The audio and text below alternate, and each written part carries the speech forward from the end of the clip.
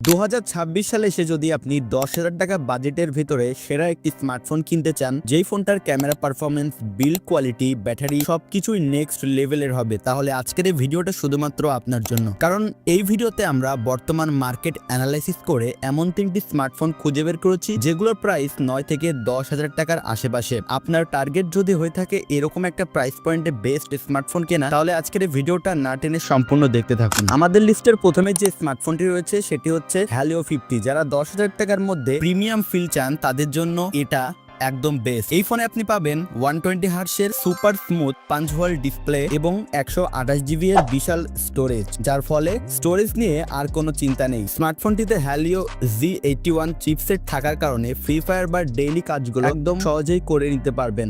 সাথে থাকছে 50 মেগাপিক্সেলের ক্যামেরা এবং 5000 mAh এর ব্যাটারি এবং 18 ওয়াটের ফাস্ট চার্জিং ফিচার। ফোনটা বর্তমানে পাওয়া যাচ্ছে 9,999 টাকায়। এর চেয়ে স্মুথ ফোন এই বাজেটে আর নেই। আমাদের লিস্টে 2 নম্বরে যে স্মার্টফোনটি রয়েছে সেটি হচ্ছে টেকনো স্পার্গো 2। যারা ফোনের লুক আর ওভারঅল বিল্ড কোয়ালিটিকে প্রাধান্য দেন তাদের জন্য এটি সেরা চয়েস। এর ফ্ল্যাট এজ ডিজাইন আর ক্যামেরা মডিউল ফোনটিকে অনেক প্রিমিয়াম লুক দেয়। এতে আছে 19 হার্জ ডিসপ্লে এবং 5000 mAh এর ব্যাটারি, যা 15 ওয়াট টাইপ সি চার্জারের খুব দ্রুত চার্জ হয় এবং হালকা গেমিং আর সোশ্যাল মিডিয়া ব্যবহারের জন্য পারফরমেন্স আপনাকে হতাশ করবে না। যদি আপনি লুকিং স্টাইলিশ আর বেশ শক্তপোক্ত ফোন চান তাহলে 9,800 টাকায় এই ফোনটি লুফে নিতে পারেন। সর্বশেষ কথা বলবো আমাদের অলরাউন্ডার আইটেল P50 4G নিয়ে। যারা বাজেটের মধ্যে গেমিং পারফরমেন্স খুঁজছেন তাদের জন্য এটি গেম চেঞ্জার। এর শক্তিশালী ইউনি অ্যাসোসি T66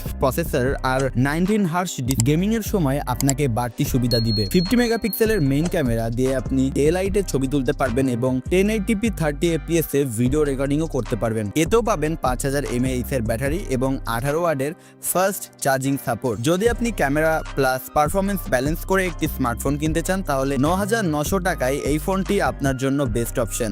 এই 3টি স্মার্টফোনের মধ্যে আপনি কোনটি এগিয়ে রাখবেন কমেন্টে জানান। আর ভিডিওটি ভালো লাগলে সাবস্ক্রাইব করে সাথে থাকুন। দেখা হচ্ছে পরবর্তী কোনো ভিডিওতে। ভালো থাকবেন, ধন্যবাদ।